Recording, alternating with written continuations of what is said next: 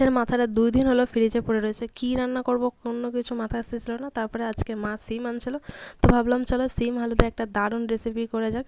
তো সেটাই তোমাদের সাথে শেয়ার করছি। তো দেখো এখানে প্রথমে সিম আলুগুলো ভালো করে তেলে ভেজে নিচ্ছি। তারপরে এবার মাথায় একটু নুন হলুদ মাখায়া তারপরে মাথাটা দুটোও ভালো করে ভেজে নেব। দুটো মাথা মাঝখান বরাবর কাটা করা রয়েছে। আর মাথাটা একটু ভালো করে ভাজলে না তরকারি একটু ভালো লাগে, মানে টেস্টি টেস্টি হয়। তারপরে জিরা শুকনো লঙ্কা আর হচ্ছে গোটা গরম মশলা তেলে ফোড়ন দিয়ে পেঁয়াজ ভালো করে ভেজে নিচ্ছি।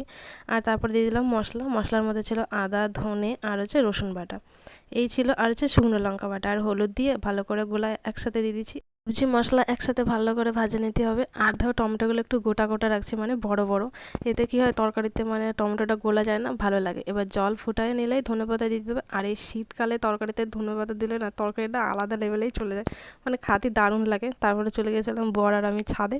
তো আমার রেসিপিটা কেমন লাগলো জানাইও। আজকের মতো